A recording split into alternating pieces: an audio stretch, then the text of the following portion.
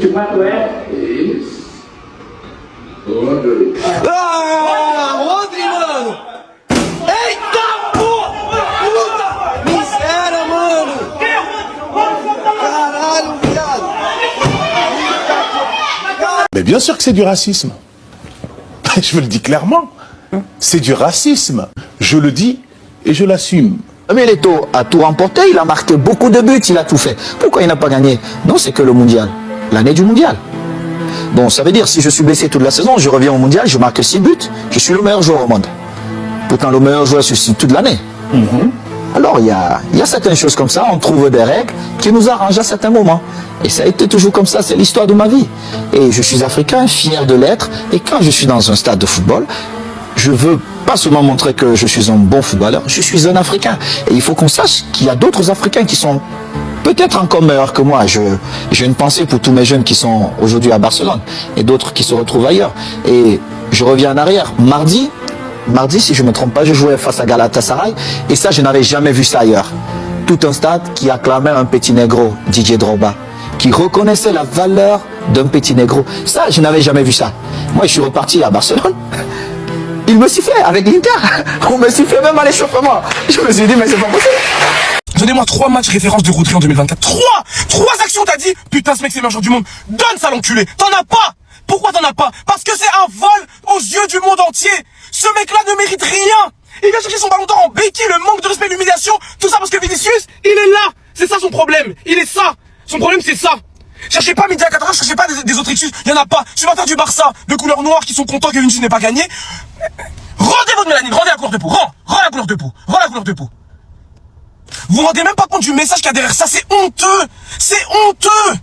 C'est honteux et tout le monde fait rien, tout le monde applaudit. Bravo Rodri. Mais quel bravo. Il mérite rien. Vinicius est le meilleur joueur du monde. Il gagne pas à cause de ça.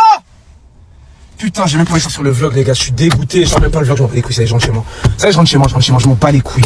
C'est trop, la vie de ma mère, c'est trop. Pour le ballon d'or, moi je suis désolé, c'est un scandale. T'as certaines personnes qui vont commencer à te dire oui mais le Real c'est des mauvais joueurs, le Real ils font des manières et ils viennent pas à la honte, ils devraient mettre un peu leur fierté de côté. Mais vous êtes sérieux ou quoi? Mais à un moment donné Vini est annoncé ballon d'or partout, ça fait des mois que Vinicius est annoncé ballon d'or, que Vini pense gagner le ballon d'or, et là le jour même ou la veille t'apprends que Vini ne le prend pas. Mais encore heureux que le Real a décidé de boycotter cette cérémonie, parce que c'est une mascarade. Et est-ce que le Real sont les seuls à avoir boycotté cette cérémonie? Il y avait personne les gars, c'est une dinguerie. Il y avait personne dans cette cérémonie. Sur les nominés du ballon d'or, les gars, dans la salle, il y avait qui dans le top 10? Il me semble qu'il y avait que Harry Kane, il y avait que Rodri, je sais pas si je voulais quelqu'un, et Lamine Yamal. Dans le top 10, il y avait que. Et c'est la preuve que cette cérémonie n'a aucun sens. Et même pas que pour le ballon d'or, parce qu'on peut parler aussi des autres trophées, avec le trophée Yachine, où je suis pas d'accord, le prix Socrates, où je suis pas d'accord, le meilleur entraîneur de l'année. Bon, Carlo Ancelotti, ça aurait pu être autre chose, mais le meilleur entraîneur féminin de l'année, on s'attendait au coach du Barça, c'est pas le cas. Bon, après, là, on rentre pas dans les autres débats, mais en tout cas, aujourd'hui. Quand je suis arrivé, j'ai dit, ok,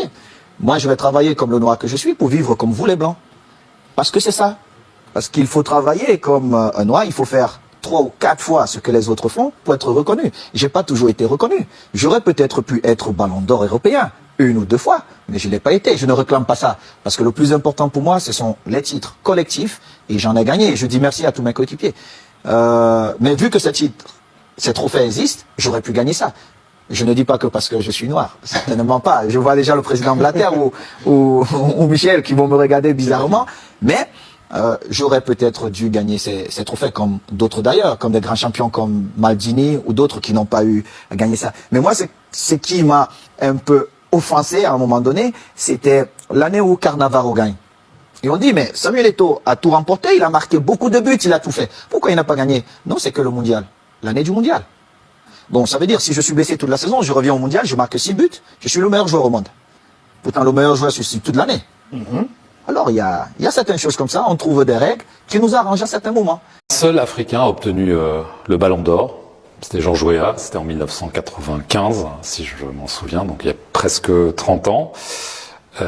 Qui sera le prochain Africain à gagner le Ballon d'Or, selon vous? Bonne question. Une bonne question. Est-ce que la politique du Ballon d'Or permet aux Africains de gagner le Ballon d'Or? Georges Weah l'a gagné. Oui, mais est-ce que Georges Weah était le seul? Quand vous regardez dans l'histoire du football africain, vous voyez quand même qu'il y a eu des Roger Mila qui sont passés par là. Il y a eu des Samuel Eto'o aussi. Vous n'êtes jamais monté Ouais. sur le podium. Est-ce Il que y a eu- vous pensez que c'est une injustice? Non, injustice, je ne pense pas. Je préfère rester avec les trophées collectifs. Mais il y a eu des Yaya Touré, à un moment donné, qui était le meilleur joueur au monde.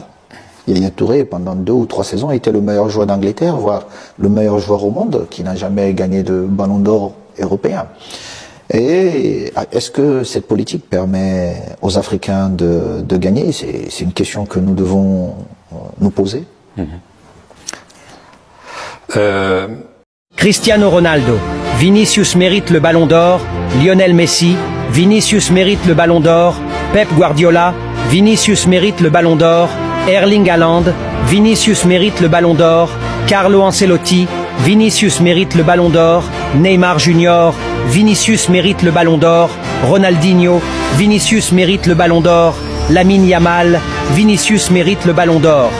Après une année de gloire marquée par des performances exceptionnelles et des moments inoubliables, tous les footballeurs, anciens et actuels, félicitent Vinicius Junior pour son année extraordinaire. Des légendes comme Messi et des entraîneurs renommés comme Pep Guardiola reconnaissent le talent exceptionnel de Vinicius.